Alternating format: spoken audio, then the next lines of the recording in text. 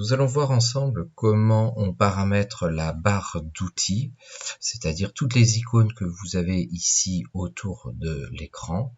Donc ici on a très peu d'icônes, ce qui n'est pas suffisant pour faire le travail que l'on doit réaliser.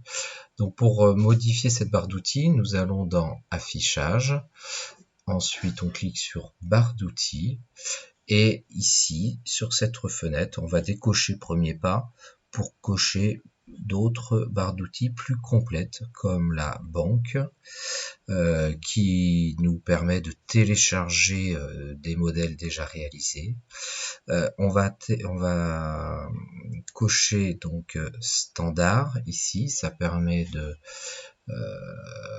d'avoir des icônes importants que je vais détailler tout à l'heure. On va cocher style, vue, et puis grand jeu d'outils. Je valide en faisant fermer.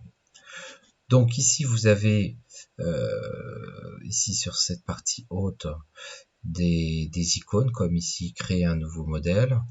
Vous avez ici l'icône qui permet d'ouvrir un modèle existant que vous avez déjà réalisé, et là ça permet d'enregistrer le modèle que vous êtes en train de réaliser, et je vous conseille de le faire tous les 5 minutes.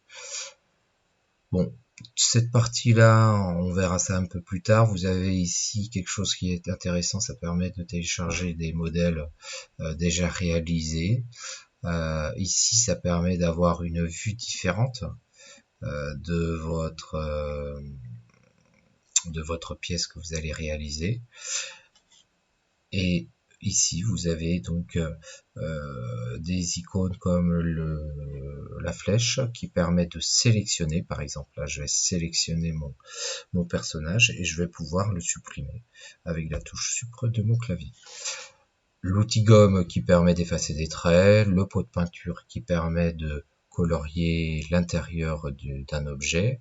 Ici, vous avez sur cette partie d'icône la possibilité donc de tracer des traits, des carrés ou rectangles, des cercles, des arcs de cercle, etc. Pour vous montrer un petit exemple, hein, je vais tracer un rectangle sans forcément mettre de dimension pour l'instant. Ensuite, ici, vous avez des outils pour déplacer l'objet. Donc, avant de le déplacer, je vais le sélectionner avec ma flèche. Je sélectionne ceci. Ensuite, là, par exemple, ça va permettre de déplacer mon rectangle. Ici, ça va me permettre de le tourner, comme ceci. Voilà. Donc je clique à plusieurs endroits, alors je viendrai plus tard détailler justement ce genre d'action. Ici, pousser, tirer, c'est intéressant pour mettre de l'épaisseur, mettre du volume.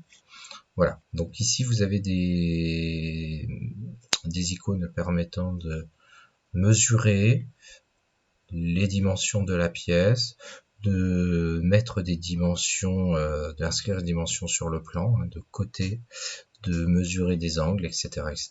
Et puis ici, c'est un élément aussi important parce que ça me permet avec cette icône, de tourner dans tous les sens pour visualiser mon objet.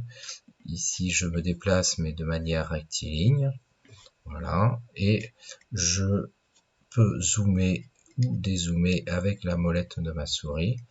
Et quand je veux voir l'ensemble de mon objet, j'ai plus qu'à cliquer sur ma loupe ici.